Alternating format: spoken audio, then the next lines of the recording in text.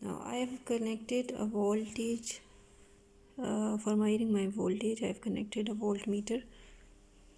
This is my voltmeter to give me the voltage which I have actually supplied to my circuit.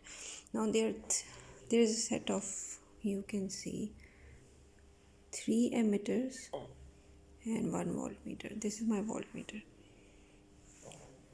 How my circuit worked: I took this green lead and connected it to this set of ammeter as a source. Then the other side of this lead was connected to my, you can see this is the other side of the lead and is connected to my resistor, and the other side of the resistor is connected to my second ammeter, which is basically measuring the current of the resistor, current flowing through this resistive circuit. Other side of this ammeter is grounded.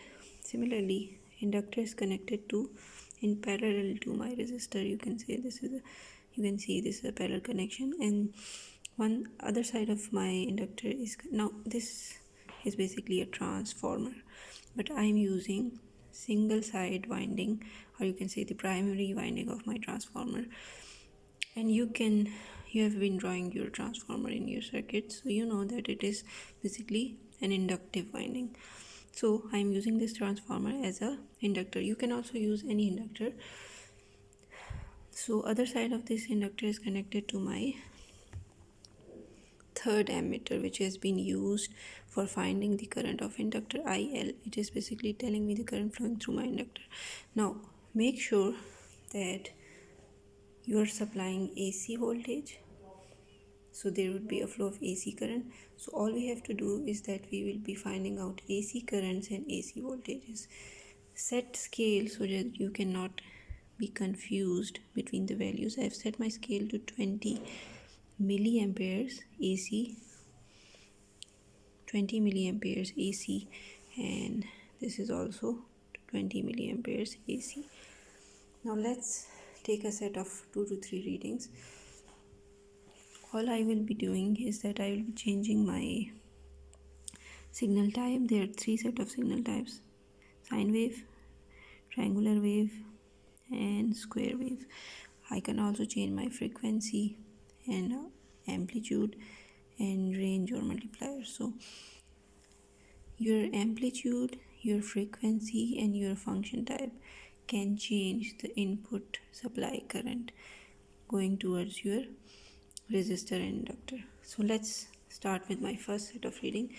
Now presently in this setting, my supply voltage is 2.24 volts AC, right? And my supply current is 1.02 milliampere. Now when this current is being distributed between the resistor and the inductor, so my resistor is allowing 0.69 milliampere currents, and this resistor is 3.2 kilo ohm resistor. And finally my inductor is allowing a current of 0.6 milliamperes. Now I can change my frequency. Let's change it to 9. So now my voltage is 2.23, minor change. My input current is 0.85. My resistive current is 0.68 and my inductive current is 0.39 or 0.39. Now let's change my function type. I'm giving an input of square wave. Let's see what happens now. My voltage has been dropped to 1.81. My supply current has been changed to 0.71 and my resistive current is now 0.55. Similarly, my inductive current is 0.34 milliamperes. Now let's change it to square wave. Now my supply voltage is 3.87. My supply current is 1.34. Similarly, my resistive current is 1.8 1.18 and inductive is 0.50. Now what else can you change in your circuit? Let's change the amplitude now. Let's change it to somewhat toward minimum. Now what's happened? I have flipped it toward minimum. With change of my amplitude, my supply voltage has been changed to no, now it's a bit fluctuating.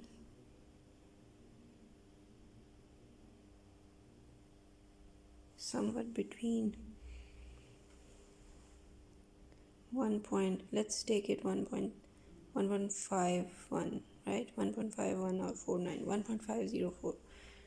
Now my supply current is 0.52 and my resistive current is 0.46. Inductive current is 0.23. So you can vary the set of arrangement, your signal type, function you are being feeding to your inductor, your frequency, your amplitudes, and you can take 3 sets of reading. Finally you will be putting it in your formula where you are using supply current, your inductive current, your resistive current. R value is 3.2k and you will be dividing by 2, so you can calculate your power with the help of this formula. You are not using the standard formula of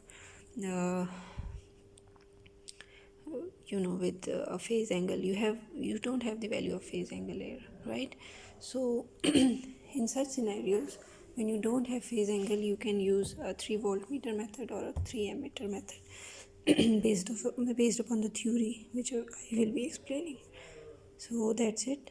You will be using your voltage values and current values, resistor value and calculating your power. So this is it for your lab number 3.